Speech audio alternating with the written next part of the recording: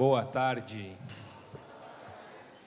Vocês estão brincando comigo que ninguém sentou aqui por causa do sol, né?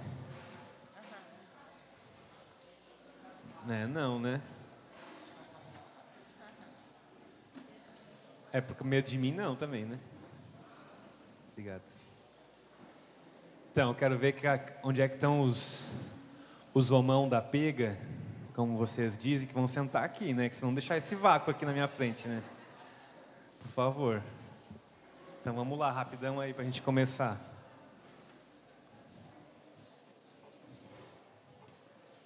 Vamos, gente, levanta e senta aqui na frente. Ó, aí, ó. Isso aí. Mas olha aí, ó. As mulheres sempre dando da nossa cara, viu? Vão sentando e já vão abrindo a Bíblia, quem trouxe aí. Vem que tem bastante espaço. Eu fico no sol, vocês ficam também.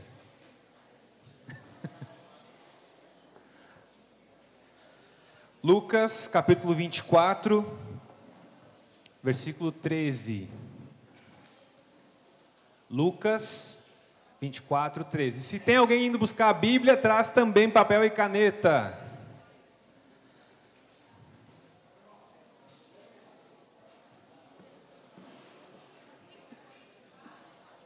Lucas capítulo 24, versículo 13.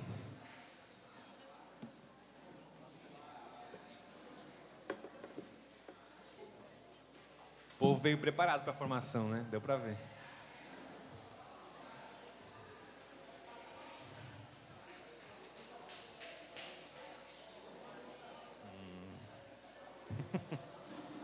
Sim.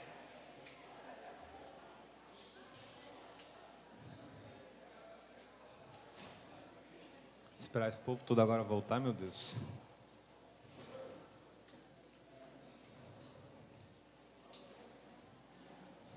Muito bem, então vou me apresentando enquanto isso, né? Quem não me conhece. Então, eu sou o Padre Diego, né? Sou o mesmo que celebrei a missa hoje de manhã. Cadeira. Tenho 28 anos e 1 ano e 20 alguns dias, né? Sou padre há pouco tempo.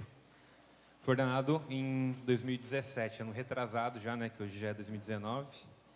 Dia 8 de dezembro, no dia da Imaculada. Sou lá do Rio Grande do Sul, sou diretor espiritual do Seminário Menor da nossa Diocese de Novo Hamburgo. Esse ano terei 19 filhos lá no seminário. Rezem por eles, rezem por mim também. Quantos irmãos vão chegando, então? Lucas 24, versículo 13 seguintes. Que passagem é essa? Os discípulos de Emaús. Todos amém? Eis que 2 deles viajavam nesse mesmo dia para um povoado chamado Emaús, a 60 estádios de Jerusalém, e conversavam sobre todos esses acontecimentos. Ora, conversavam e discutiam entre si.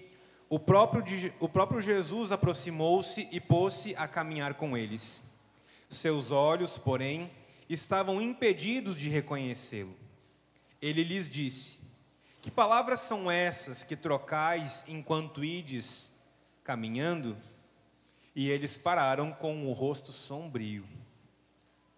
Um deles, chamado Cleofas, lhe perguntou: tu és o único forasteiro em Jerusalém que ignora os fatos que nela aconteceram nestes dias? Quais? Disse-lhes ele. Responderam: o que aconteceu a Jesus o Nazareno, que foi profeta poderoso em obras e em palavras, diante de Deus e diante de todo o povo. Como nossos sumos sacerdotes e nossos chefes o entregaram para ser condenado à morte e o crucificaram. Nós esperávamos que fosse ele quem redimiria Israel, mas, com tudo isso, faz 3 dias que todas essas coisas aconteceram. É verdade que algumas mulheres que são dos nossos nos assustaram, tendo ido muito cedo ao túmulo e não tendo encontrado o corpo, voltaram dizendo que haviam tido uma visão de anjos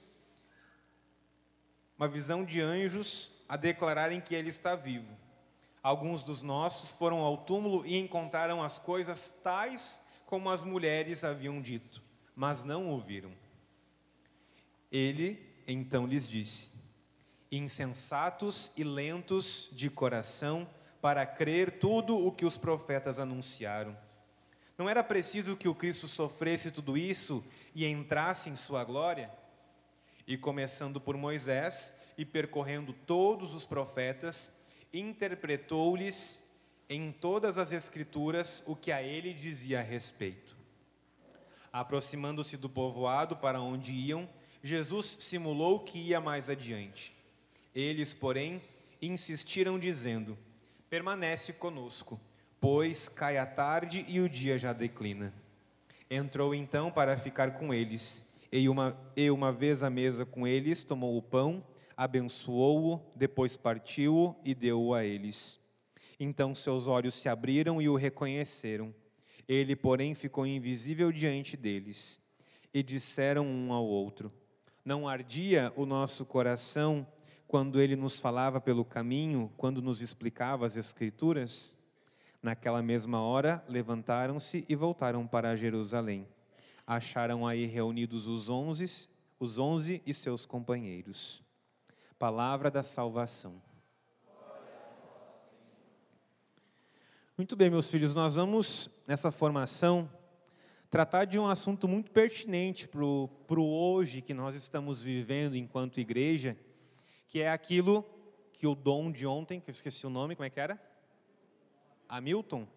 Que Dom Hamilton falava, que foi, né, o sínodo dos bispos sobre a fé, sobre os jovens, a fé e o discernimento vocacional.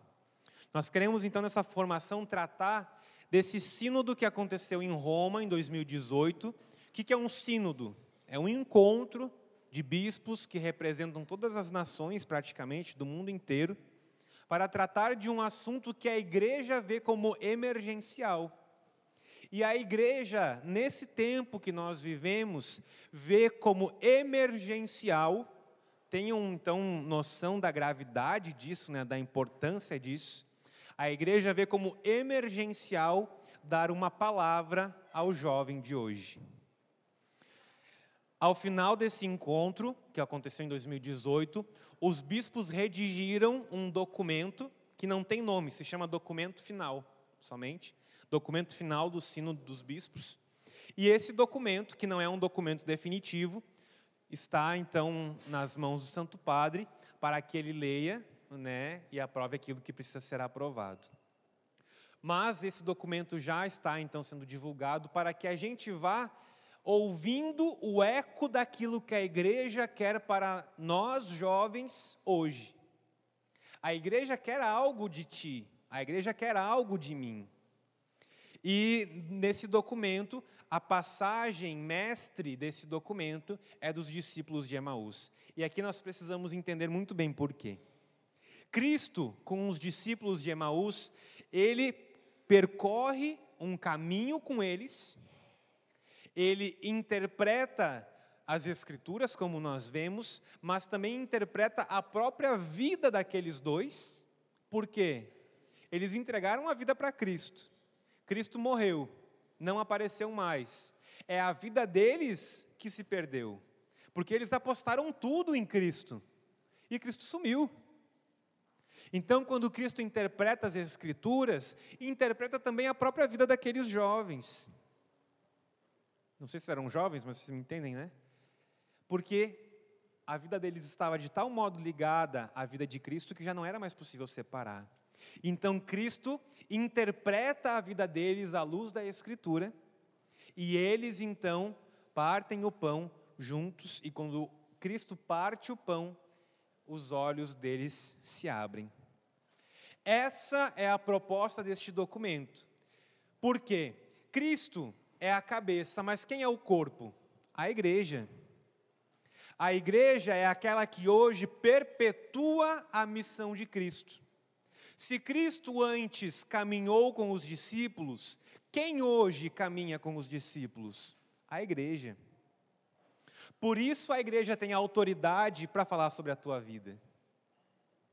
porque ela recebeu essa autoridade de quem? De Cristo. E ela faz então essa autoanálise, digamos assim, e percebe a importância de caminhar com os jovens e dar aos jovens uma palavra de sabedoria para a sua vida. Esse então é o desejo da igreja para esse tempo, que se manifesta primeiramente com o sínodo, depois com esse documento final, que é redigido ao final do sínodo, que é, segundo palavras do próprio documento, diz assim, é um roteiro para orientar os próximos passos que a igreja é chamada a dar em relação aos jovens. Por isso eu pedi, que quem pudesse trouxesse papel e caneta, por quê? Nós vamos traçar um roteiro de vida. Eu vou dar as diretivas, e vocês vão ir pegando isso e encarnando na vida de vocês. Para que a gente trace um roteiro para organizar a nossa vida, a nossa juventude, à luz daquilo que hoje a igreja está pedindo para os jovens. E eu já faço um parênteses que é muito belo ver o quanto nós já temos passos que já foram dados. Nós, que eu digo enquanto renovação, vivemos muitas das coisas que o documento pede que a gente viva, nós já vivemos. Então nós vamos percebendo que a graça de Deus vem nos acompanhando já. É só de fato dar continuidade e organizar para que seja ainda mais frutuoso. Alguns assuntos, isso é tudo uma introdução, tá? Alguns assuntos principais então do documento, quais são? Análise de contexto, primeira coisa, vai sendo analisado o contexto no qual vivem hoje os jovens. Se fala da importância da direção espiritual, da identidade do jovem e das suas relações, do seu ser jovem e da sua formação integral e missionária, aí Jesus no litoral, e vocação. A minha partilha, a minha formação não vai ser pegar o documento e ir falando o que ele está dizendo. Eu já li o documento e agora é recensão que chama, A gente lê o negócio e agora faz a interpretação, para passar adiante. Então, tem coisas aqui que eu estou colocando junto com o documento para ilustrar melhor, para contextualizar melhor para a nossa realidade enquanto própria renovação. Algumas coisas eu cortei porque não é tanto o nosso foco. Mas então aqui a gente vai ver algumas diretrizes bases que o documento dá para quê? Para que a gente possa orientar os nossos passos. Orientar os nossos passos. A gente percebe que hoje, de maneira geral, o jovem sempre é assim, mas hoje, de maneira geral, ele se vê muito perdido em meio a muitas vozes. Eu particularmente acho muito impressionante a quantidade de youtuber que surge hoje em dia. E o mais engraçado é que eles falam de qualquer assunto. Todos eles são especialistas em qualquer assunto. Tem um que, sei lá de onde é que apareceu, que é especialista em sexualidade, outro em, faculdade, profissão, outro é cuidar da casa, enfim. Ou seja, são muitas vozes que vão ecoando e pode ser que a gente se perca. Porque em meio a muitas vozes, pode ser que a gente deixe de ouvir a voz do pastor. E aqui esse documento, então, vai nos ajudar a colocar a casa em ordem. Ou seja, qual é o primeiro passo que eu tenho que dar, depois qual que é o segundo, qual que é o terceiro, qual que é o quarto, qual que é o quinto. Agora eu posso dizer que eu sou minimamente um ser humano. Agora eu posso, qual que é a minha vocação, o que eu posso fazer para ser santo, o que eu preciso fazer para ser fiel, e aí eu posso minimamente dizer que eu sou cristão. Porque a vida é assim. A gente precisa ter uma mínima organização de vida para que a gente possa viver propriamente dito cada etapa daquilo que nós vamos experimentando. Mas então, o documento vai primeiro nos chamar a atenção para analisar o contexto no qual nós vivemos. Isso é muito importante que vocês também façam, para que vocês percebam o que está ressoando nos ouvidos de todos nós, e que por mais que a gente diga, mas isso aqui eu sei que é errado, isso aqui eu sei que eu não quero viver, entra muito. Um exemplo disso é o que a gente tratou no passado do Jesus no Litoral, o quanto nós somos feministas, mesmo sem querer, porque o discurso feminista entra na nossa cabeça, e tantos outros, isso é só um exemplo. Hoje, por exemplo, nós vivemos numa realidade de uma mudança muito rápida, tudo muda muito rápido. A técnica muda muito rápido, né? A ciência, a tecnologia muda muito rápido, só que nessa mesma velocidade está mudando também a moral. A moral muda muito rápido. O que é certo hoje, amanhã não é mais.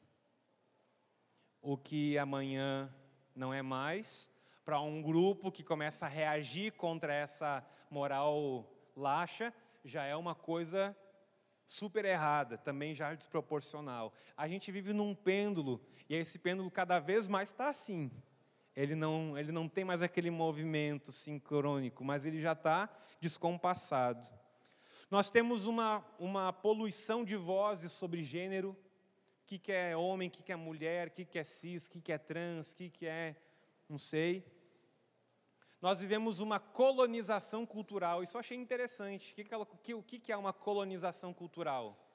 Uma cultura que coloniza a outra. Um pouco em conta da globalização, né, que é algo bom, mas que acaba, às vezes, tendo reflexos não muito positivos, que é quando a gente abre mão de coisas culturais próprias nossas para viver, então, uma colonização cultural. Isso é também algo que deve chamar a atenção. E, no meio disso tudo, a gente tem um jovem, que está no meio dessa bagunça toda, e aí a gente pergunta, o que é um jovem? Se perguntassem para vocês, o que é um jovem? O que vocês responderiam? Podem responder. Faixa etária? Qual faixa etária?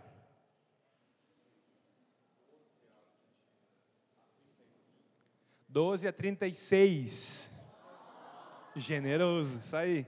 Não, mas eu quero que vocês falem. Podem falar. O que mais?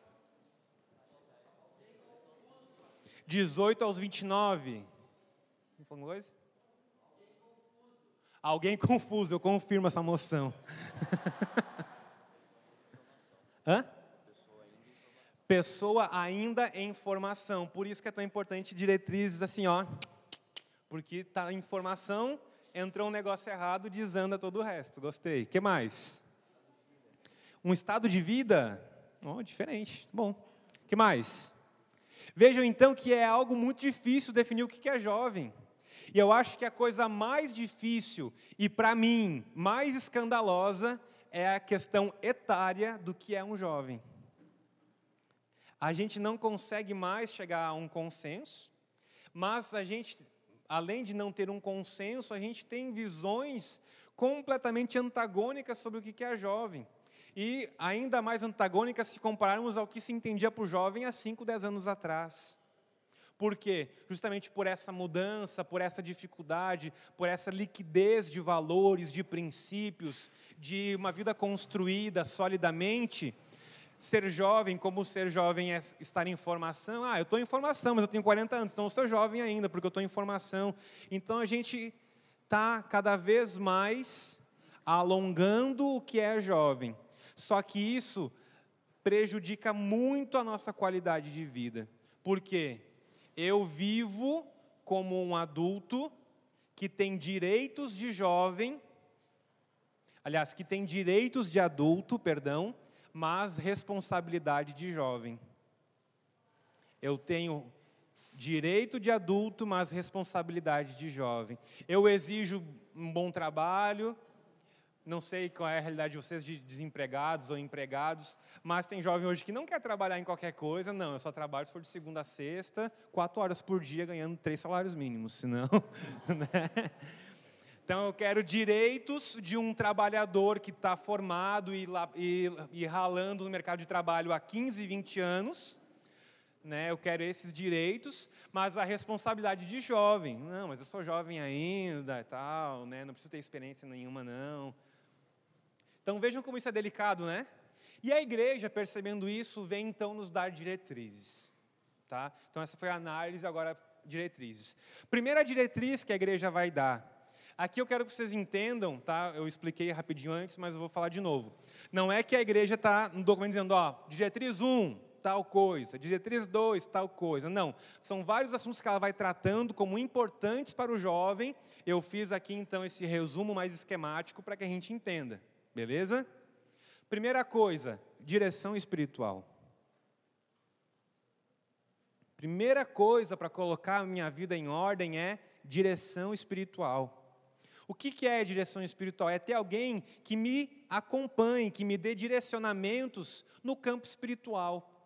Mas por quê, padre? Porque na igreja ninguém caminha sozinho. Ninguém caminha sozinho. Nós precisamos entender que a direção espiritual é para que eu, como um jovem cristão, não me acostume só àquilo que todo mundo faz, mas que eu lute e lute muito para ser santo. Quando Jesus pergunta, ou melhor, quando o jovem rico pergunta: bom mestre, o que devo fazer para ganhar o reino dos céus? Daí Jesus responde, né? Vai, honra a Deus sobre todas as coisas, honra teu pai e tua mãe, tal, não mata. E o que ele responde? Isso eu já faço. Beleza. O que Jesus faz então? Se queres ser perfeito, vai, vende tudo que tu tem e me segue. Reino dos céus. Perfeito. Conseguem entender? A direção espiritual, então, é para aqueles que querem ser perfeitos. Ou seja, querem ser santos, querem radicalidade, quer dar a última gota de sangue. E aí, a partir da direção espiritual, eu coloco Deus no centro, né, como esse tonel, laranjinha, e aí tudo em torno vai sendo iluminado por Deus que está no centro. Se começa pelo campo espiritual, mas à medida que o tempo vai passando, tudo vai ser iluminado pela direção espiritual. Vida profissional, vida amorosa, vida afetiva, vida acadêmica, tudo. Porque Deus está no centro. E agora o resto vai se organizando de acordo com o que tem. Como nós ontem a música estava aqui, a gente se organizou aqui. Hoje a música estava lá, a gente foi se organizar por causa do altar lá. É isso. Se Deus não está no centro, descamba tudo. Então a direção espiritual é isso, é colocar Deus no centro e a partir desse centro organizar todo o restante. Tá? Mas aí vem uma coisa importante. A igreja é o ambiente para isso. Não o ambiente físico, mas é o local de encontrar quem me dirija. Aqui volto nos YouTubers, né? Porque, inclusive, dentro da igreja nós temos muitos YouTubers, alguns muito bons, outros péssimos, que fazem da sua opinião dogma de fé. Existem coisas que Deus e a igreja nos deixam, graças a Deus, livres para viver assim ou assado, dentro da particularidade da vocação do chamado de cada um, e alguns colocam aquilo como dogma de fé.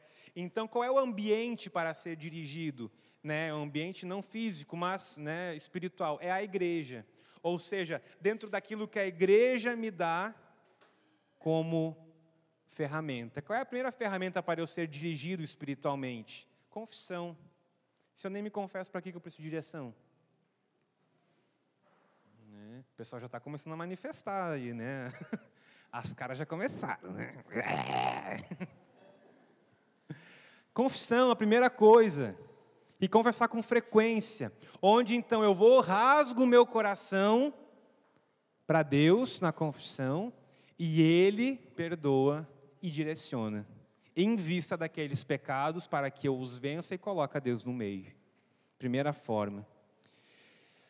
Depois, consciência, formação da consciência. A igreja ensina que a consciência é o sacrário íntimo do homem. O que a gente guarda no sacrário?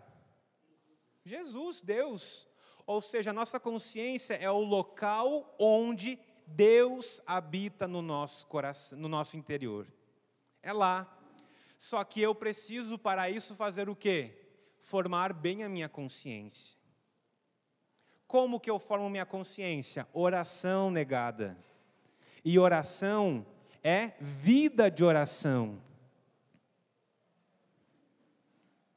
E vida de oração é vida de oração. Vida de oração é vida de oração. Ou seja, A minha vida é toda permeada por um fio que vai costurando ela, que se chama oração. Do momento que eu acordo ao momento que eu vou dormir. Ah, quer dizer que tem que ser monge? Não. Reza para agradecer o dia que começa, reza para agradecer o alimento, lê a palavra de Deus, reza o terço, reza para agradecer o dia que acaba. Pronto, filho, tu já pode ir para o céu. Olha, com uma casa bem confortável lá em cima, assim, né? Isso é vida de oração. Eu vou tendo intimidade diária com Deus, e por ter contato diário com Deus, com a palavra de Deus, a minha consciência vai sendo formada. Tu acha que tu vai conseguir ter estômago para pecar se todos os dias tu te alimenta da palavra de Deus, todos os dias tu lê um livro espiritual, assim que sempre que possível tu vai à missa, mesmo durante a semana, tu não vai ter estômago para certos pecados. Isso significa formar a consciência. Eu vou me alimentando daquilo que é bom, de forma que lavagem de porco, para usar, né, a imagem do filho pródigo, não me alimente mais. O nosso coração não fica vazio nunca, nunca fica vazio. Se tu não der algo para ele comer, para ele se alimentar, ele vai se alimentar com lixo. E a vida de oração é a forma mais perfeita de a gente alimentar o nosso coração. Nessa intimidade com Deus. Aí não vai ser qualquer alimento que ele vai aceitar. Ele vai começar a rejeitar. E aí tu vai se purificando dos teus pecados, e assim vai progredindo. Depois eu vou precisar, nessa via de direcionamento espiritual, de receber de Deus essas direções, ter essa familiaridade com Deus através de um plano de vida. O que significa um plano de vida? Eu vou planejar a minha vida espiritual. Eu vou ter lá a hora que eu rezo, a hora que eu medito, a hora que eu faço isso, a hora que eu faço aquilo, a hora que eu vou ver lá os meus vídeos do Padre Paulo Ricardo, a hora que eu vou ver sei lá o quê. Isso tudo precisa ser organizado, gente. Para estudar a gente tem que se virar assim, não tem? Pois na vida espiritual é assim. Na vida espiritual é dessa mesmíssima forma. E assim eu vou formando dentro de mim uma capacidade de criar discernimento sobre as coisas. Deus vai formando, vai exercitando esse músculo do discernimento espiritual em mim. E aí eu nem vou me atirar em qualquer coisa que aparece e nem vou sempre ficar receoso. Não sei, tenho que ver, tenho que pensar. O músculo, digamos assim, do discernimento espiritual vai sendo fortalecido por esse contato com Deus. Eu até partilhava com uma amiga minha antes de vir para cá. A gente tinha saído para tomar um sorvete, partilhar algumas realidades assim. E ela partilhou uma situação que ela estava vivendo e ela disse, eu preciso rezar sobre isso. Eu até partilhei com ela, olha, comigo isso não funciona, eu vou lá rezar sobre tal assunto. Isso, óbvio, é muito pessoal de cada um, né? O jeito que Deus fala com cada um, estou só partilhando, né? Porque comigo Deus tem outras formas. Se a minha Lexio Divina está em dia, o discernimento vem automaticamente, assim, na medida que as coisas vão indo, tu já vai sentindo, não, isso aqui não está achando bem, acho que é melhor por aqui, né? Porque se está em dia, a coisa flui, a pregação flui, a missa flui, tudo flui melhor. Agora, se está seco, filho, já era, o motor funde e não tem o que fazer, fica parado na estrada. Então é isso, a gente vai tendo essa intimidade diária com Deus, e a gente já vai tendo então direcionamentos espirituais dele mesmo. Agora, obviamente, quando a igreja fala de direção espiritual, ela está falando de ter alguém. Mas eu comecei pelo direcionamento mais tu a tu com Deus, mas agora a direção espiritual com alguém que me acompanha. O que é? Bom, é ter alguém que é a pessoa que está responsável pela minha alma. Quem pode ser? Um padre ou qualquer cristão leigo capacitado para isso, de fé comprovada e com maturidade humana. Por que maturidade humana? Porque, filho, tem que ter estômago para ouvir algumas coisas que a gente ouve em direção espiritual. Faz parte. Isso não é porque, então, é só quando pega um que é muito horrível, padre. Não, porque a gente é podre mesmo. Todo mundo, não é? tudo carne da mesma, né? Tudo carne igual a gente tem. Então, imagina só. Uma menina, tem lá um cara lá da paróquia, nossa, aquele cara é muito ungido, vou pedir para ele ser meu diretor espiritual.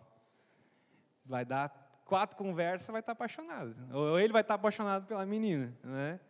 Então, tem que ter maturidade humana também para isso. Não é só ter fé, né, formação, mas é ter maturidade humana também para isso. Por que a gente pode já largar? Inclusive, no documento fala muito especificamente sobre isso, de leigos capacitados para o acompanhamento espiritual. Porque a gente sabe que nós, padres, não damos conta do recado. A demanda é muito grande, graças a Deus, e que aumente sempre mais, né? Então, quem pode ser um diretor espiritual? Um padre, uma freira, ou qualquer cristão leigo, formado para isso, capacitado, de fé comprovada e com maturidade humana. Padre, não tem ninguém, não sei para onde é que corre, o que faz, o que não faz. Tem aí uma outra solução, que o próprio catecismo fala da importância e que então sou eu que estou falando, é uma proposta para lugares desérticos, onde não tem para quem recorrer, que é a direção espiritual comunitária, num grupo de partilha, por exemplo. Não é que eu sou diretor espiritual de um grupo, não. Mas é um grupo de partilha, para poder partilhar. Por exemplo, lá na Diocese tem um movimento que se chama CLJ, Curso de Liderança Juvenil. Eles têm o que eles chamam reunião de comunidade. Todo dia, antes do grupo de jovens, eles se reúnem, meninos de um lado, meninas de outro, e partilham. Como foi a leitura do Evangelho essa semana? Eu não consegui. Eu consegui, rezei tal coisa. Tá, beleza. Estudo. Eu consegui ler tal livro, muito bom. Eu não consigo ler faz muito tempo, não sei mais o que eu faço. Quem sabe tu faz desse jeito. Então, o grupo de partilha vai se ajudando. Isso é uma ideia boa, importante, justamente para lugares onde, quem sabe, não vai dar certo de todo mundo achar um diretor espiritual. Mas, veja, isso é para um caso onde eu não possa ter um tete a tete com o diretor espiritual. Entenderam? Aqui uma coisa importante, quem aqui é coordenador de grupo de oração? É papel de vocês pastorear as ovelhas do grupo. Vocês precisam encaminhar esses jovens de acordo com as suas necessidades. É com vocês. Eu recebi uma mensagem esses dias de um coordenador de grupo de oração dizendo assim: padre, uma pessoa do meu grupo de oração está em crise vocacional, está pensando em ser freira e eu quero ajudar ela. O que eu faço? Ótimo, é isso que um coordenador de grupo de oração deve fazer. Ou seja, está zeloso pelas suas ovelhas. Isso é uma espécie de direção espiritual. Óbvio, não é como o diretor que é responsável por aquela alma, mas ainda assim, tem sim certa autoridade para cuidar, para proteger, olha, toma cuidado aqui, toma cuidado lá. Vocês têm esse papel. Amém? Primeiro passo, direção espiritual. Segundo passo, identidade do jovem, identidade pessoal e relações. Lembrando, o documento não está dando isso assim esquematizado. É uma leitura que eu estou fazendo para poder passar ele adiante para vocês.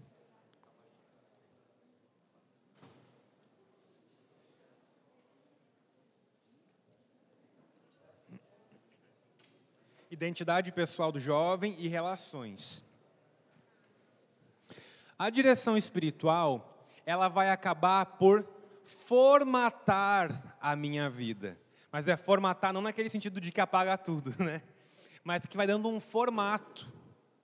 Vai formatando, vai aparando as arestas, vai moldando, vai encaixando o que precisa encaixar, botando fora o que precisa botar. E aí o que acontece? Nós vamos vendo que nós somos um todo. A nossa identidade pessoal é um todo. O que isso significa? Que eu não sou um gaveteiro.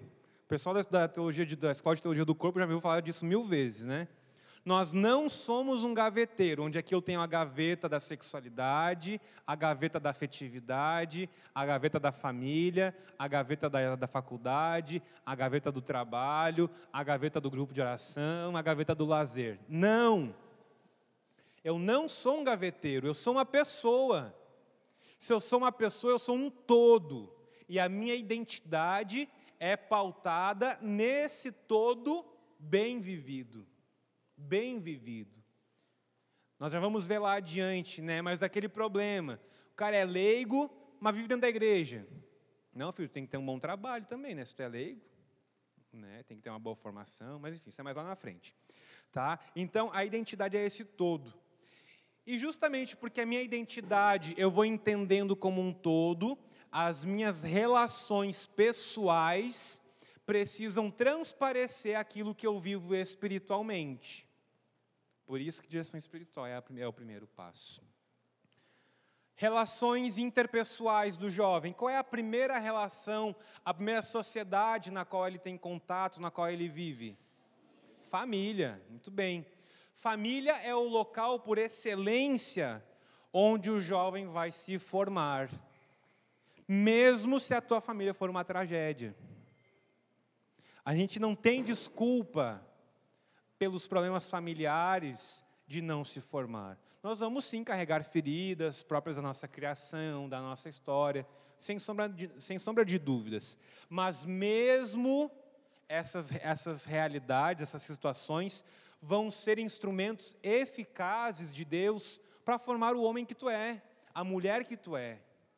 Então, por isso a família é esse lugar privilegiado. A minha relação com paternidade, com maternidade, né? A minha relação com meu pai, com a minha mãe, a minha relação com as gerações passadas, né? Meus avós, meus bisavós, meus tataravós, também é importante.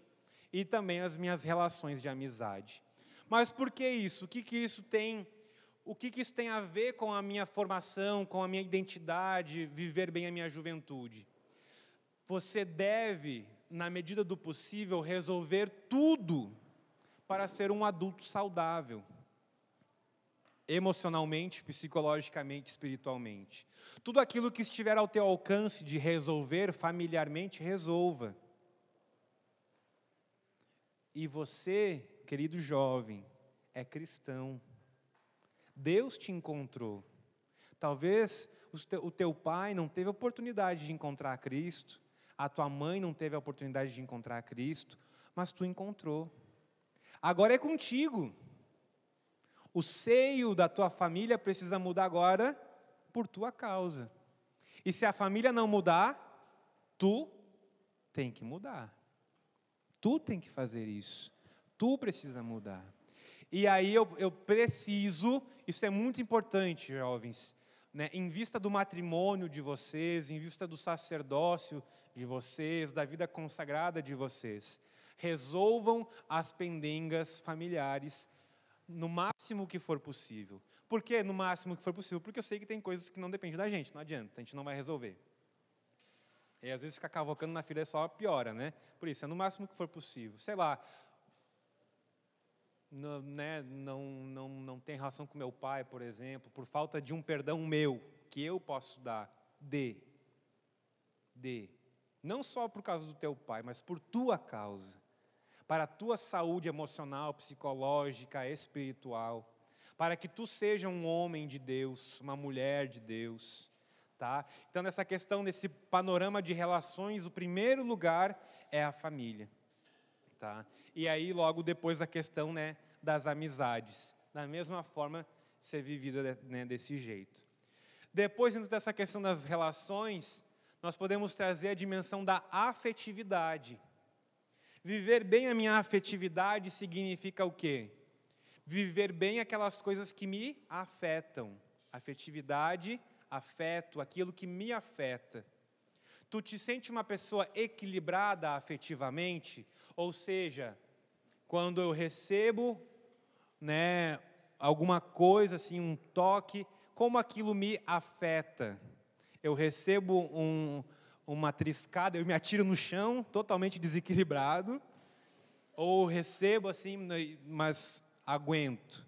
Isso, tu não precisa ser psicólogo para saber. É só se olhar um pouquinho. Será que está equilibrado? Minha afetividade está equilibrada? As coisas me afetam demais? Ou também tem o contrário. As coisas me afetam de menos? Também pode acontecer, né? Daí depois fica aquela coisa assim, né? Ah, eu te amo. Que legal. Show. Valeu. Por quê? Porque nada me afeta. A minha afetividade é, né? Nada. E aí entra muito o que o irmão aqui falou da juventude, que é o período no qual eu estou em formação. Né? Em formação. Preciso tomar esse cuidado. Tá? Muito vinculado, mas, parênteses, não são iguais. Quem já fez escola de teologia do corpo já sabe. Muito vinculado à afetividade está sexualidade. Percebo que tenho equilíbrio sexual ou tenho alguma coisa para dar uma consertada. Atenção a isso. Né? Atenção a isso. Óbvio, como eu falei da família antes, tem coisas que tu não vai conseguir resolver sozinho.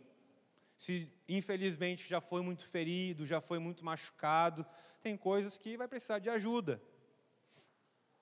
Mas, obviamente, eu estou considerando aqui, né, num panorama que começa com a direção espiritual. Então, essas realidades tu já vai podendo passar para a própria direção espiritual, para ir tratando, ou, se necessário, inclusive com profissionais, enfim. Então, eu vou respondendo, né? Quem sou eu? E eu preciso responder. Quem é você? Se perguntassem para ti, quem tu é?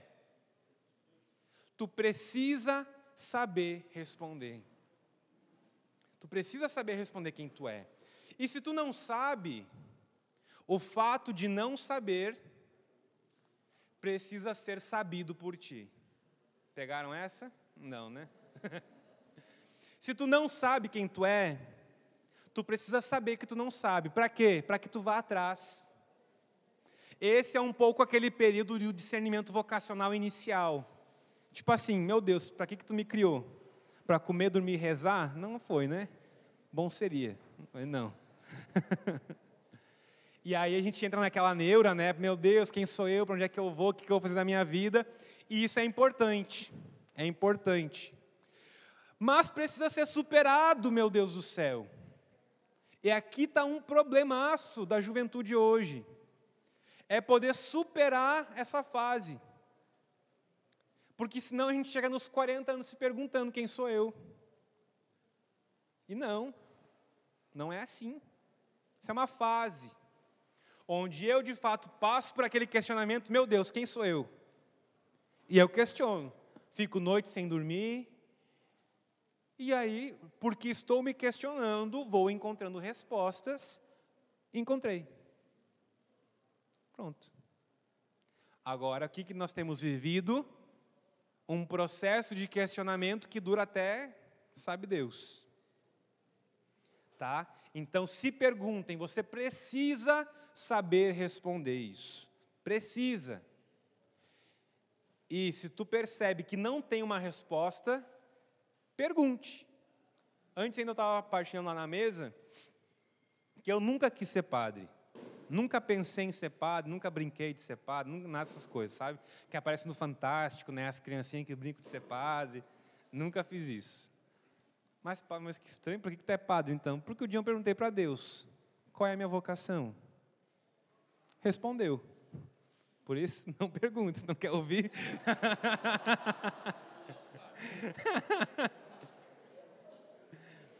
Mas entende, um dia esse ponto de interrogação imenso me encontrou. E eu entrei naquela crise existencial que todos nós passamos na época da juventude. Meu Deus, o que eu vou fazer dessa vida? Para que eu sirvo? E perguntei. E porque perguntei, recebi a resposta. Beleza, agora é só aguentar 10 aninhos de seminário, está tudo resolvido. Ou sei lá, quantos anos de noivado, né, para os que vão casar, e vai resolver. Mas tu precisa enfrentar esse momento tenso de se questionar. Amém?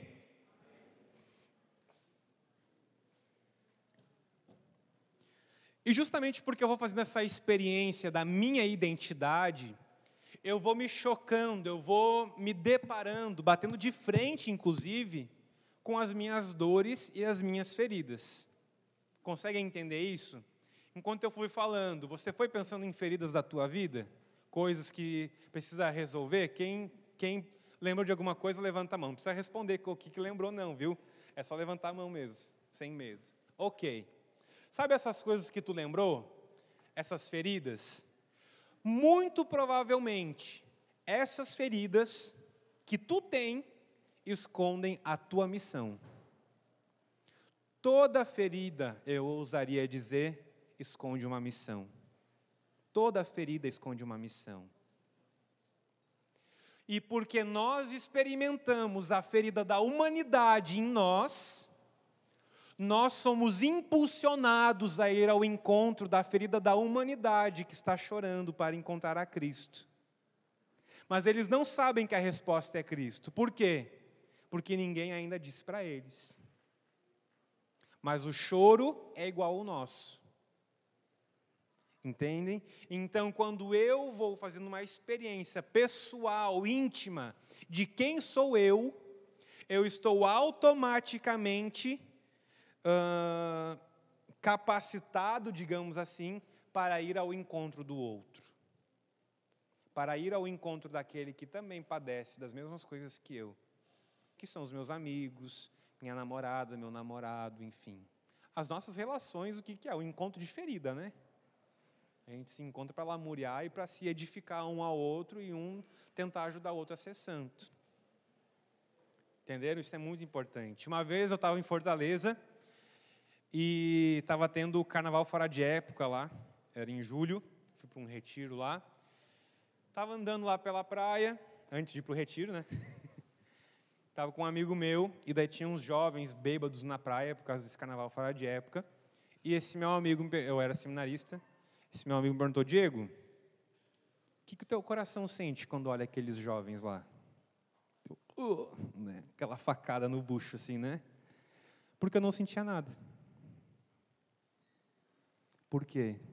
Porque eu não tinha percebido o quanto a minha experiência de quem foi salvo precisa fazer com que o meu coração sinta compaixão pelo outro, que precisa ser salvo. E aí, quando eu encontro a minha identidade mais profunda, qual é a minha identidade mais profunda? Um filho de Deus amado que foi salvo. Eu vou poder ter compaixão para edificar o outro, para salvar o outro.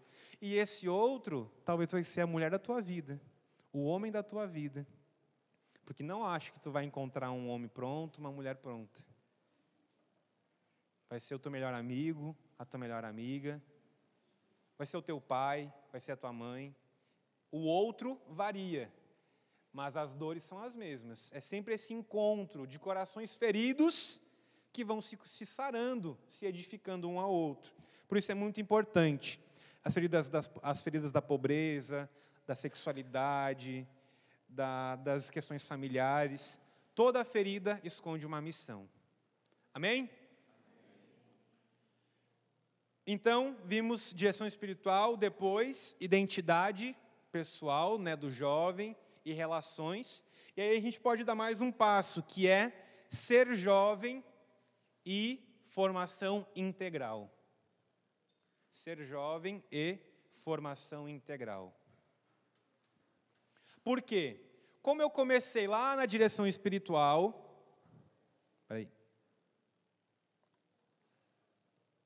Comecei lá na direção espiritual, e aqui eu quero que vocês imaginem um degrau, né? Uma escada com vários degraus. Começou lá na direção espiritual, pude depois dar um passo para ir iluminando a minha identidade pessoal mais profunda. Iluminei ela, agora eu posso dar um passo a mais para a minha formação integral. O que isso significa? Vamos lá. Primeira coisa, cultura juvenil, né? Cultura do jovem. Juvenil parece uma coisa meio adolescente, né? Mas a cultura juvenil. O que é? Preciso entender primeiro o que é ser jovem. Quando eu identifiquei minha identidade pessoal, eu acabei também tocando o que é ser jovem. Aqui vamos voltar lá naquele início, né, da formação. É tudo muito passageiro, tudo muito rápido, tudo muito fácil. Isso é ser jovem hoje. Tudo muito rápido, tudo muda, tudo é muito veloz. Mas, ao mesmo tempo, uma característica da juventude é que o jovem não aceita nada pela metade. Ele só aceita aquilo que for assim, tudo. Não aceito dar pela metade a minha vida. É tudo ou nada. Porque o jovem gosta de radicalidade. Radicalidade. E o jovem gosta de uma vida que vale a pena ser vivida. Não é verdade? Então, nós vamos encontrando no nosso ser jovem, porque vocês são jovens, hoje vocês precisam viver como jovens, mas já ir se preparando para serem adultos, e não ficarem eternamente como jovens.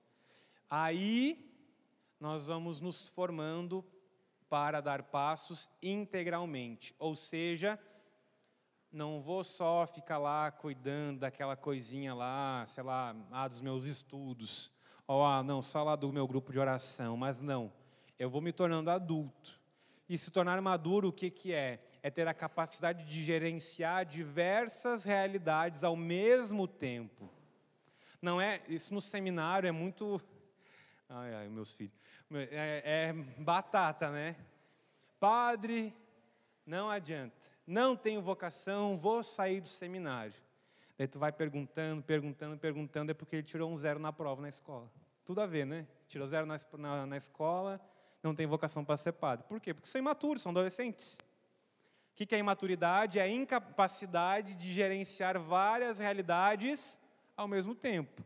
Maturidade, o que é? A capacidade de gerenciar tudo ao mesmo tempo.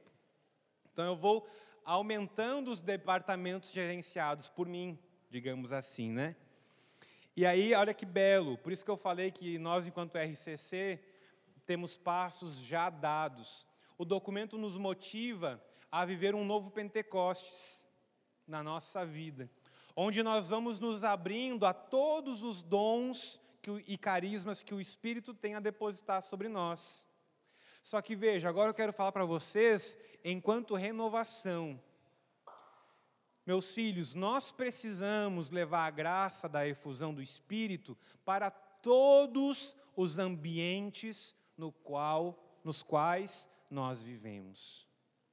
A vivência dos dons, a vivência dos carismas, não é para o grupo de oração apenas. É para tudo. É para tudo, toda a nossa vida, desde que a gente acorda até a gente for dormir, perigando Deus falar em sonho. Porque é essa a graça do novo Pentecostes que Deus deu para a igreja, onde Deus vem ao encontro do seu povo através dos seus dons. E Ele vem ao encontro de nós quando? Como? Como e quando Ele quiser. E a gente acha que para Deus falar, eu preciso primeiro erguer os braços, bate umas palmas, xalalala, e aí Deus fala. Não, Ele pode falar a qualquer momento. E a gente precisa estar aberto para isso. A gente precisa estar aberto para cristianizar os ambientes seculares. Porque senão a gente cria um desequilíbrio. Porque veja, a gente está tratando agora da formação integral. Integral que é o todo. Um exemplo clássico de falta de integralidade, alguma coisa que está meio descompensada, desequilibrada. Um leigo, final de semana todinho na igreja, reprovando nas matérias da faculdade.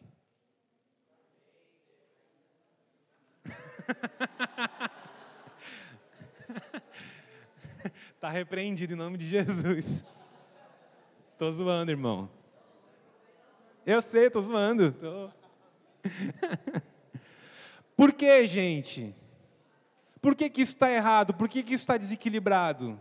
Porque a vocação de vocês não é passar o tempo todo dentro da igreja. Essa é a minha vocação. Deixa eu trabalhar, por favor. Quer roubar meu trabalho? Caramba. Brincadeira. Mas porque a vocação de vocês é evangelizar a faculdade, evangelizar no trabalho. Daí pensa, um ateu lá da tua turma, vai ver lá o pobre do cristão burro ainda por cima, só roda nessa faculdade. Cristão é tudo burro mesmo. Não faz sentido? Nós precisamos ser os melhores, onde nós estivermos. Porque é lá, se eu estou onde eu devo estar, onde Deus me chamou para viver, cara, eu tenho a bênção de Deus, eu tenho a graça do Espírito.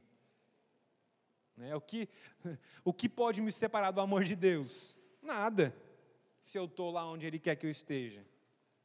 Então, a gente precisa tomar muito cuidado. A nossa formação integral, então, é isso. É quando eu vou cuidando de toda a minha vida equilibradamente. E esse exemplo que eu estou dando é um exemplo daquilo que é mais clássico acontecer, mas existem muitos outros. Muitos outros. Sei lá, o cara casado vive pregando fora. Não dá. Ou o cara casado vive trabalhando. Também não dá. Porque também estaria desequilibrado. Só profissional também não é resolução. Entendem? Mesmo dúvidas, pergunta aí, levanta a mão. Fala, filho, chora.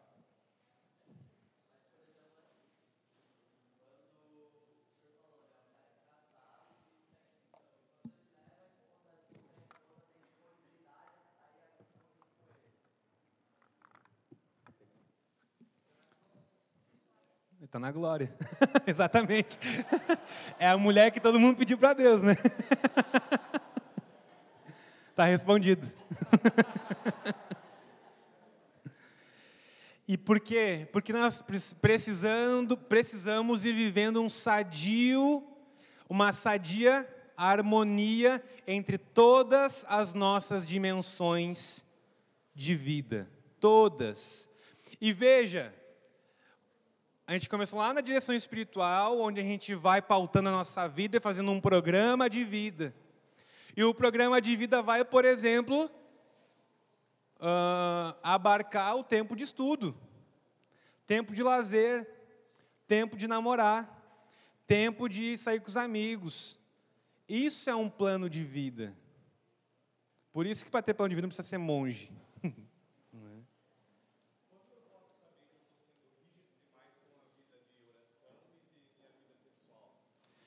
Todos ouviram? Como eu posso saber se eu estou sendo rígido demais com a minha vida pessoal, vida de oração? Isso? Só vivendo. Por quê?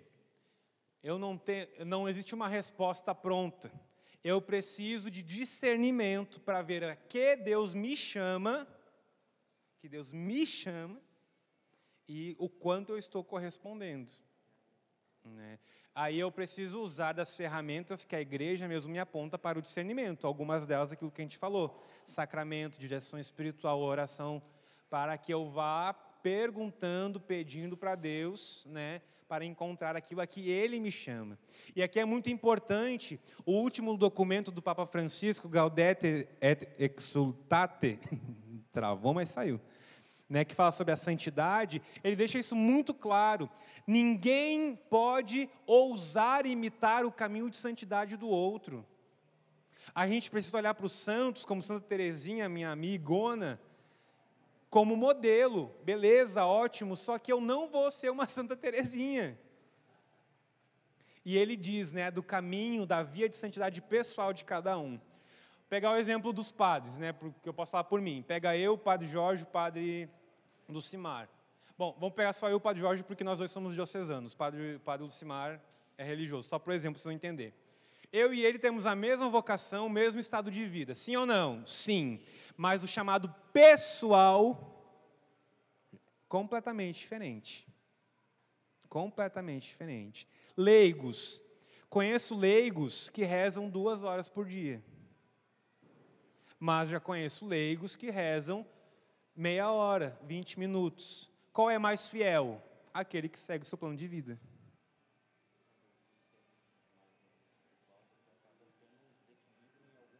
Exato, com certeza.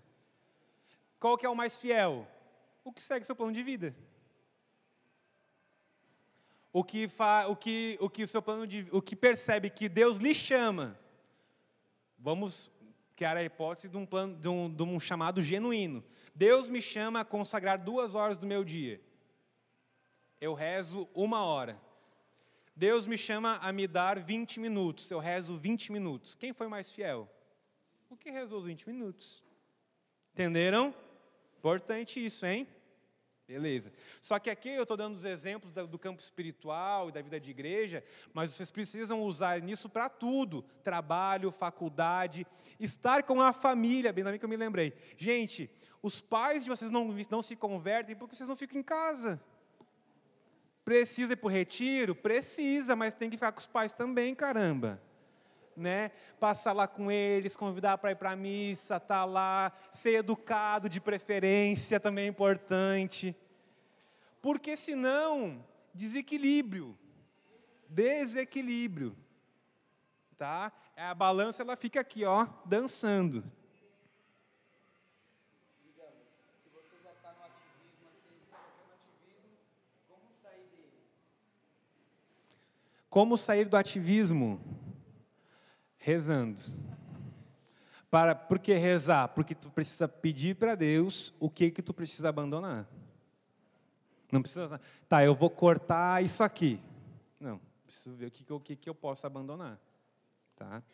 Agora vamos ter que dar uma corrida, que acabou nosso tempo, falta metade do conteúdo. Então a juventude é um dom, né? Filho, tenha piedade aí. Se sobrar um tempinho, eu já te chamo. Então, a gente precisa entender que a nossa juventude é um dom que precisa ser vivido. Só que, veja, se é um dom, é sinal de que é uma graça, não é um peso. Não é um peso. E em alguns casos, essa juventude, entre aspas, é um verdadeiro e legítimo peso, porque só atrapalha a vida do cidadão. Eu vi um videozinho do Padre Paulo uma vez que me converteu, assim, eu mudei de opinião também quando eu vi. Sobretudo eu sofro muito pela cara de criança que eu tenho, né? Ninguém me respeita, né? O Padre Paulo dizia assim, né, que está de aniversário, e uma senhorinha, né, foi dizer para ele, Padre, feliz aniversário, que o senhor seja assim sempre jovem. Ele disse, Deus me livre, eu não quero ser jovem para sempre. Né? Eu quero ser velho, sábio, um senhor. E é isso que nós temos, né? Se a gente for ver os nossos cumprimentos de aniversário, as mensagenzinhas que o povo deixa para a gente no Facebook, é sempre dentro dessa, né? Seja jovem para sempre, a idade não importa, eu sou jovem ainda. Não, tu não é, tu é velho, aceita. Aceita que dói menos, né?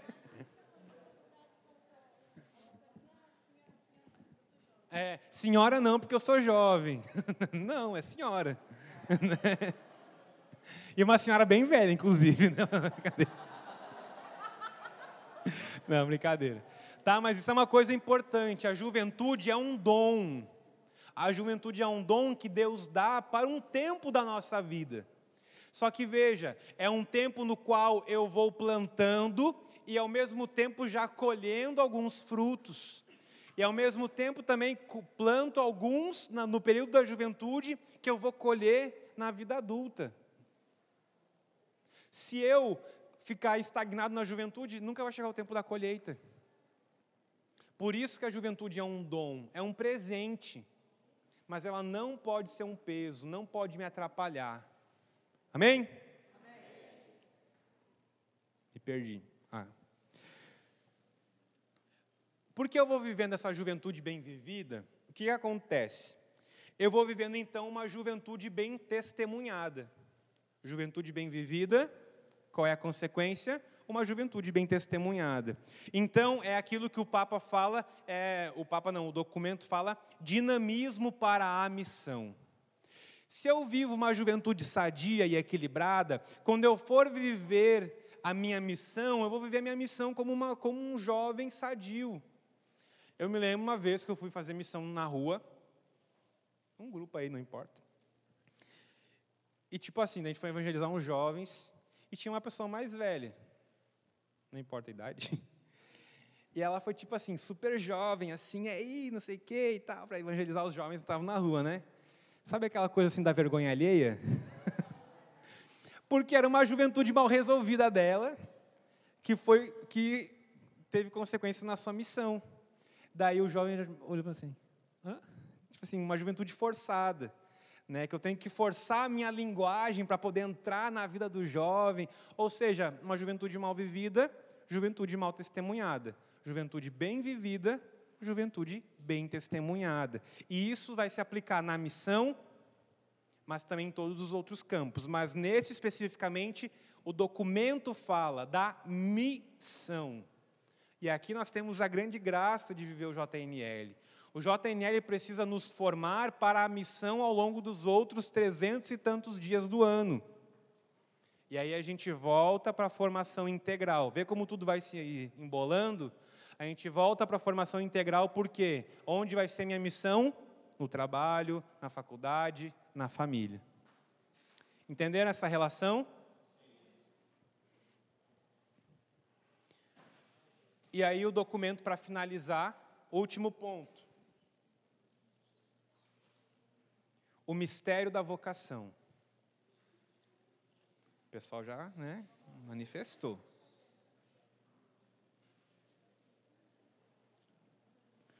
O mistério da vocação. Como então nós vamos sendo chamados? Vamos dar aqueles passos de novo, tá? Primeiro passo, qual era? Direção espiritual. Segundo passo, qual era? Identidade pessoal e relações. Por causa da direção espiritual, eu acabo formando minha identidade pessoal. Terceiro passo, ser um jovem em formação integral. Muitíssimo importante. Próximo passo, o mistério da vocação. Porque eu vivi integralmente, eu estou buscando viver integralmente aquilo que eu sou chamado a viver, automaticamente vai chegar o momento de dizer, Deus me chamou para isso. E o documento nos chama, e aqui, atenção, coordenadores de grupo de oração e servos de grupo, núcleo e todo mundo. O documento nos chama a viver os nossos apostolados com a juventude em chave vocacional. Esse é um termo do documento, chave vocacional. O que significa isso? Tudo que nós fazemos com os jovens tem que ser em vista da vocação. Tudo que nós fazemos com os jovens tem que ser em vista da vocação. Só que para que a gente entenda a beleza disso, eu preciso entender o que é vocação. Vocação não é ser padre, vocação não é ser freira. Vocação é fazer aquilo que Deus quer. Por isso que eu evangelizo, por isso que eu devo evangelizar em vista da vocação. Por quê? Porque eu evangelizo esse delinquente para que ele chegue a ser um santo que cumpriu a vontade de Deus. Qual é a vontade de Deus? Não importa. Importa que ele cumpra. Seja ser padre, seja ser religioso, seja ser celibatário, seja ser casado. O que importa? A vontade de Deus. Isso é o que mais importa. E aí nós precisamos quebrar as barreiras que nós temos no nosso coração e nos convertermos. Porque nós temos medo de fazer a pergunta para Deus. Porque nós temos medo do que nós vamos ouvir.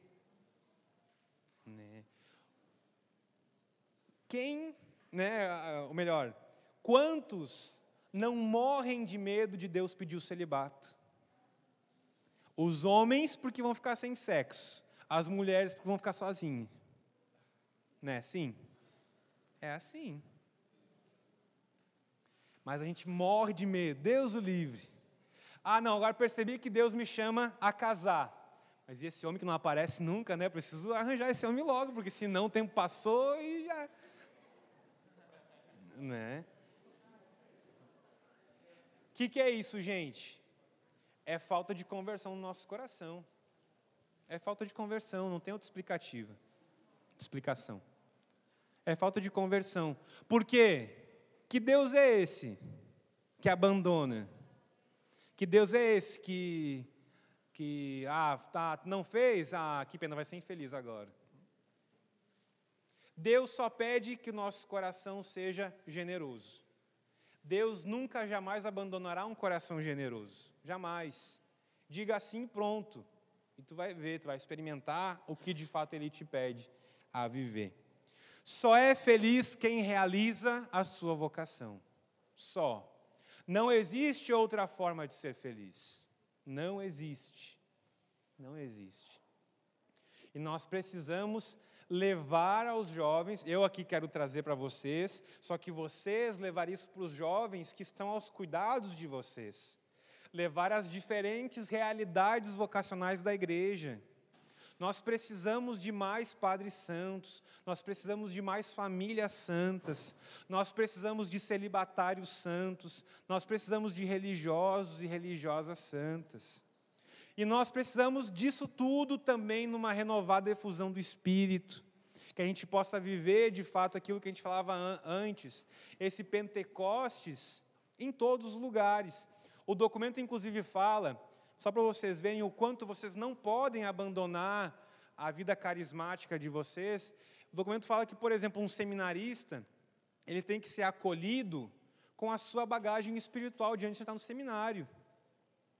Da mesma forma fala para os religiosos, o que dirá então para os leigos?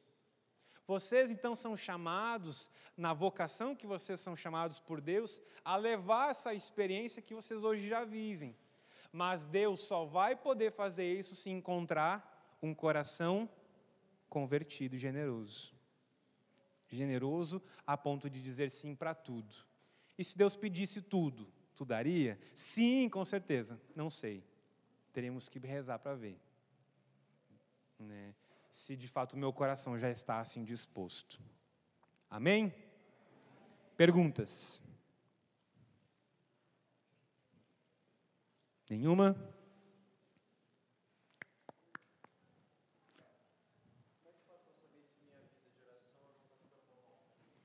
Se ela não está ficando monótona, aqui tu quer dizer com monótona, filho?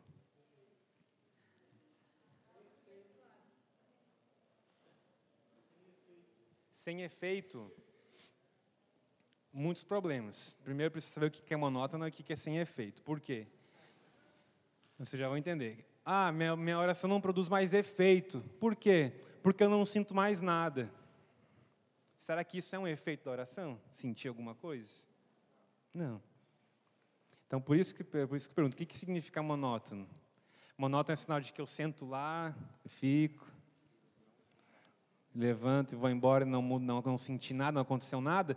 Talvez isso não seja monotonia, talvez isso seja fidelidade. Uma vez, Santa Teresa ousou perguntar para Jesus qual tinha sido a oração que mais tinha agradado a Deus. E Jesus respondeu que foi o dia que ela contou todos os tijolos da capela. Por quê? Porque deu a hora da oração dela, o que ela fez? Foi para a capela. Estava sem vontade? Estava, mas ela foi. Estava lá, fiel. Né? Lutando para estar ali, enfim. E isso agradou o coração de Deus. Então, o que é monotonia? Né? Saber. Não cair no emocionalismo, isso é muito importante. Muito importante. O que a gente falava hoje na missa. A gente não pode perder a dimensão do silêncio na nossa vida, da oração. A gente pode, né, fazer o louvor das cadeiras no grupo de oração, se precisar, né? Como a gente falava hoje. Mas a gente não pode deixar de ter contato íntimo com a palavra de Deus, rezar, adesão aos sacramentos, intimidade com o coração de Deus, tá?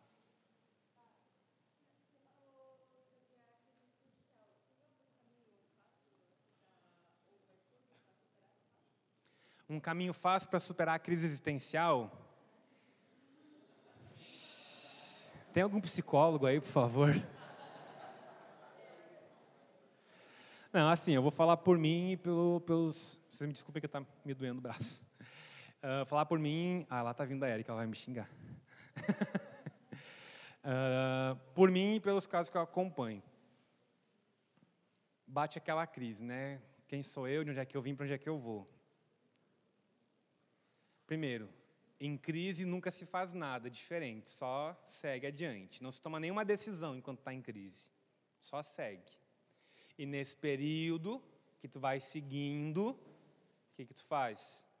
Seja fiel na tua oração e com o tempo, qual o tempo? O de Deus. Então, pode ser pouco, pode ser muito, a coisa vai assentando. No meu caso, daí teve aquelas coisas assim típicas, né? Daí não conseguia dormir pensando se ia ser padre, se não ia, se entrar no seminário, se não ia. Ia para a faculdade, matava aula para ir na missa, na capela da faculdade. Porque não encontrava assim, né? Até que um dia eu não me aguentei. Não, quer saber, eu vou entrar no seminário, que eu não aguento mais isso aqui. Eu quero dormir uma noite em paz, pelo menos, né? Então eu vou entrar logo para resolver isso aqui. E foi assim. Ou seja, precisa passar pela crise. Tu precisa viver ela. Não é contornar ela a solução, não, é mergulhar nela e ir experimentando aquilo que ela vai te oportunizando. Tá? Mas com fidelidade na vida de oração. Tá?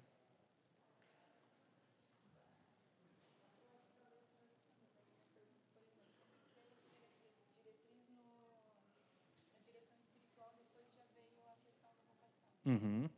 E as outras duas afloraram nesse momento. Uhum. Para o vocacional Ela perguntou assim, comecei direção espiritual, mas já veio vocação, mas a dimensão humana não está resolvida. O que eu faço? Varia de caso para caso. Tem caso, pegar caso de seminarista, que é para mim mais fácil de exemplificar. Tem casos que sim, tem que falar, cara, espera mais um ano para entrar no seminário.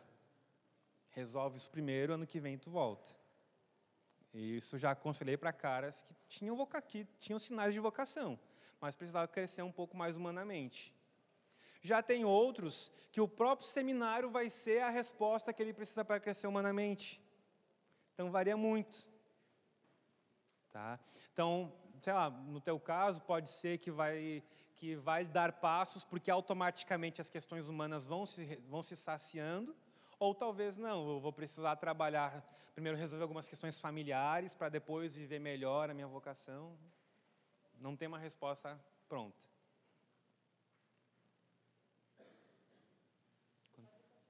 Pode? Quanto tempo? Tá.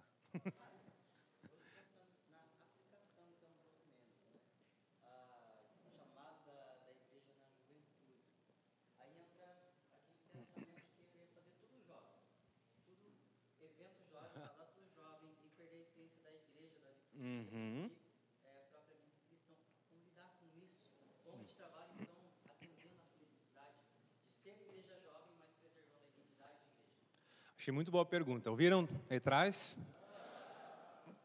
Vem um documento que fala sobre jovem. Qual é que é a tendência? Fazer tudo de jovem. Noite jovem, tarde jovem, grupo jovem, missa jovem, tudo jovem. Acho ótimo, não gosto, inclusive, né? Por quê? A gente tem que tomar... Eu achei ótimo que o documento, por exemplo, ele não focou na sexualidade, porque a gente fala, vamos falar para jovem, vamos falar de quê? De sexo. O documento acho que tem 3 parágrafos que falam sobre sexualidade. Porque o jovem não é só isso, caramba, né? Ele é muita coisa, né? Então, como fazer? Eu acho que vocês, né, nós, enquanto renovação, a gente tem uma estrutura tão bela, gente. Vocês percebem a quantidade de profissionais que tem aqui no JNL, por exemplo? Artistas, enfermeiros, nutricionistas, músicos, engenheiros, arquitetos, doutores. Isso tudo é jovem. A gente tem que quebrar esse paradigma de que jovem é abestalhado. Faz um negócio fera aí, como ser um sei lá, encontro de profissionais cristãos. Nossa, imagina aí, uma cidade pequena com um encontro de jovens cristãos. Tu muda uma cidade em 10 anos. Né? Então a gente tem que quebrar esse paradigma de jovem abestalhado, que tem que fazer um negócio para chamar a atenção. E aqui a gente sai perdendo muitas vezes, porque tem jovem que está lá fora, que não vem, porque olha para dentro e acha que é todo mundo de retardado. né? A gente tem que tomar cuidado. O documento fala, por exemplo, dos jovens que se sentem atraídos pela beleza da liturgia. Precisamos de liturgias bem celebradas. Vocês, jovens, precisam abraçar as funções litúrgicas. Fiquei tão feliz, tinha aí o gurizão aquele de Curitiba, servindo na missa hoje, batinho sobre a perícia, porque aquela não é uma função de seminarista na missa.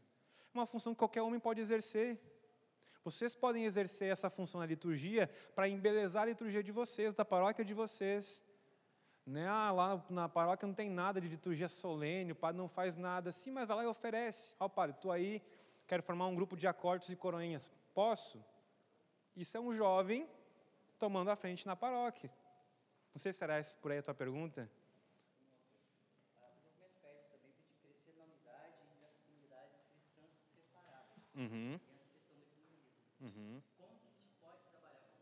Como que esse chamado do sínodo Uhum. para trabalhar o ecumenismo, como que eu vou fazer isso? O sem vergonha leu o documento, está fazendo pergunta de coisa que eu não falei, né? Estou te zoando. Porque o documento fala, de fato, da importância do trabalho com as comunidades cristãs separadas, né? Que foi um dos pontos que eu cortei, que eu não achei importante. Mas de fato... E aqui vamos aproveitar e fazer, então, um excursus Renovação Carismática. Vocês sabem que, então, agora, a partir de Pentecostes, vai entrar em vigor o CARIS, né, que vai ser o Estatuto Internacional do Serviço de Renovação Carismática na Igreja. E dos grandes pedidos do Papa é o trabalho ecumênico dentro da corrente de graça Renovação Carismática. Como fazer isso? Juntando jovens, juntando renovação, enfim. Olha, tu pode fazer... Acho que a coisa mais fácil de começar a fazer é a atividade social entre as denominações cristãs. É a coisa mais fácil. Páscoa, junta uns jovens aí da renovação e vão atrás das lideranças cristãs da cidade para fazer um mutirão de solidariedade na Páscoa, por exemplo. São 3 os pontos de maior unidade entre nós cristãos. A questão social, a questão teológica e a questão... Fugiu. Não me lembro. Não sei se é política ou de evangelização. Acho que é política. Enfim. Vamos pegar a política, mas eu não tenho certeza. Então, caritativo, por exemplo, isso. Teológico, simpósio. Na minha diocese teve, uma comunidade nova promoveu. Pentecostais e católicos num simpósio sobre o Espírito Santo. E política, combater o aborto, a ideologia de gênero. Isso é com vocês, jovens. Né? Me entendam, não é uma zoação, mas não vão ser as tias da intercessão que vão organizar isso. Cada um no seu lugar. Elas vão ficar rezando por vocês, para vocês ir para a guerra. É isso aí. Essa é a beleza da gente ir, né, se unindo. Última pergunta. Nenhuma?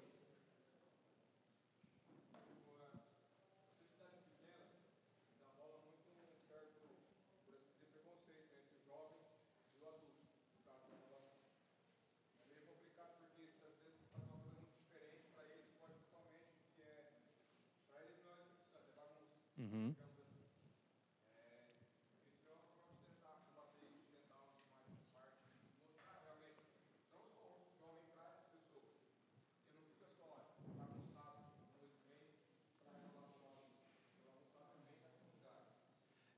A pergunta é como fazer? Ah, cara, tu me pega. Porque isso é muito particular de cada realidade, entende? Por isso que... Bom, primeiro, a gente tem que tomar cuidado para não querer transformar tudo em versão jovem. Primeira coisa que a gente já falou, tomar cuidado. Depois, ter caridade também com quem é mais velho, no sentido assim, de que a gente não precisa ter que fazer tudo ao nosso jeito, porque, né? Não, a gente pode também abrir mão de algumas coisas em vista deles. E tem, quem sabe, priorizar os momentos bem jovens para o grupo de oração, para que quando está só vocês, enfim. Isso é muito delicado porque varia de realidade para realidade. Mas eu diria, toma cuidado para não querer fazer tudo uma versão jovem. Né? Por exemplo, o retiro na paróquia. É o retiro do grupo misto. O grupo de jovens não vai. Por quê? Se é um retiro aberto, qualquer um pode ir. Daí o povão da cidade vai, o grupo de jovens não vai. Né? E o contrário também. Por quê? Tem que tomar esse tipo de cuidado. Cadê a Érica? Certo, pessoal? Então, sim, primeira coisa, direção espiritual. Segunda, minha identidade pessoal. Terceira, formação integral. Quarta, o mistério da vocação. Todos nós somos chamados a algo. Tenha coração generoso para corresponder à vontade de Deus. Amém? Muito obrigado, então. Obrigado e toma aí.